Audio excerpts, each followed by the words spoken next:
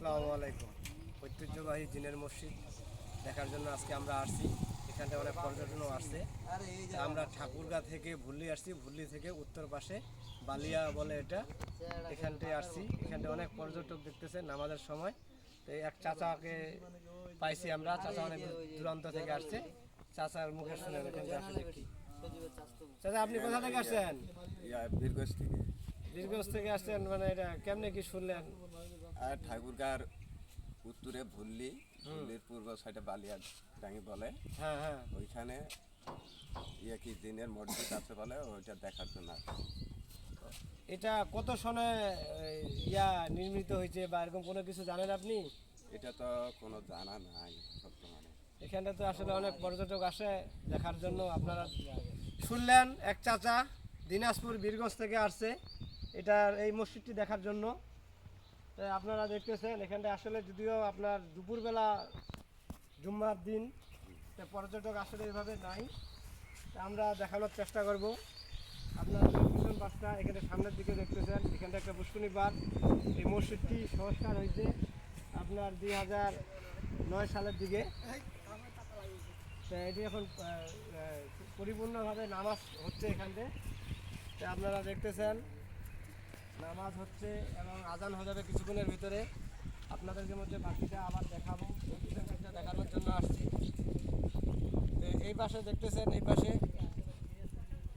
এই পাশে যে পুকুর পাড়, এটা সব মসজিদের জায়গা। এটা ওই মসজিদটা আগে পুরানা ছিল এই সাইডটা, তখন এই সাইডে প্রচুর ঘাস জঙ্গল ছিল। এটা নতুন করে এটা সংস্কার হয়েছে আর কি।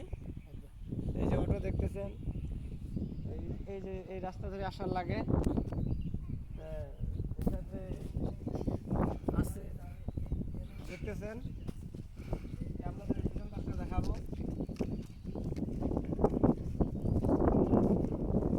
আমাদের সময় হয়ে আসতেছে, তো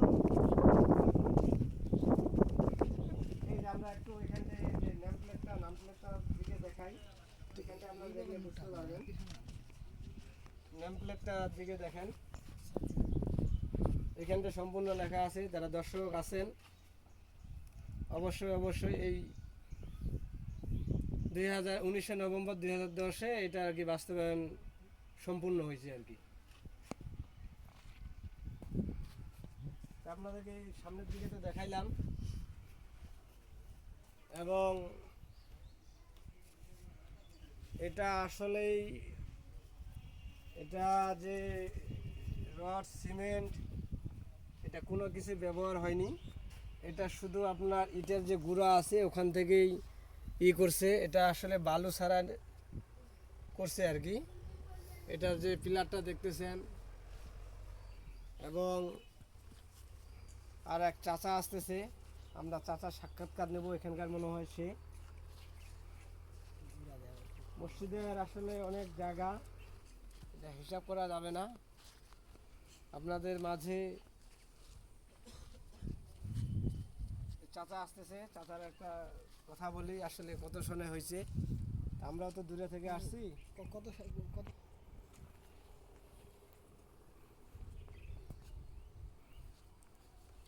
ওই তো চাচা, আসসালামু আলাইকুম। চাচা এটা আসলে কত সনে হয়েছিল, কি আসার বিষয় একটু যদি বলতেন এটা আসলে কত সনে সংস্কার কাজ হয়েছে? এটা সমস্যার কাজ হয়েছে, ওখানে লেখা আছে। না তারপরে এটা জিনের মসজিদ যে নামটা হইলো, এটা কিভাবে হইলো একটু যদি জিনের বলতেন। মসজিদ নামটা হইল যে মানুষটা ঘরটা দিছিল আর কি, হ্যাঁ জি, ওই লোকটা গেছিল মরে, ওই লোকটা মারা গেছে। মারা যায় হ্যাঁ 101 বছর পরে ছিল, আর কোনো বাড়িজন ছিল না। জি তারপরে ওই জঙ্গল ঝাড় হয়েছিল, এই জন্য কত জিনের মসজিদ আসলে না হয়।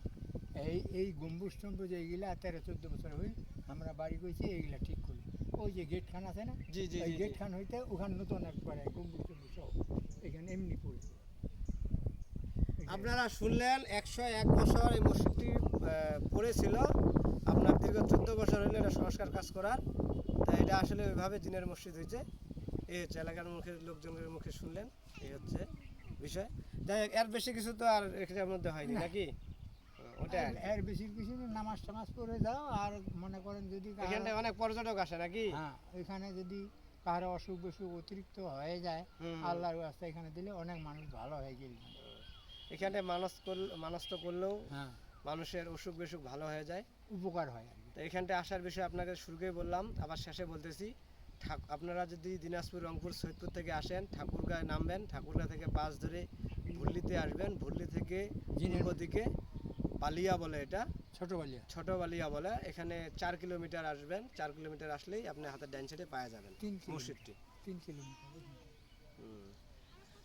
তো ঠিক আছে দর্শক, আপনারা কোথা থেকে দেখতেছেন কমেন্ট বক্সে কমেন্ট করে জানাবেন, অবশ্যই অবশ্যই। ভালো থাকবেন, সুস্থ থাকবেন, আসসালামু আলাইকুম।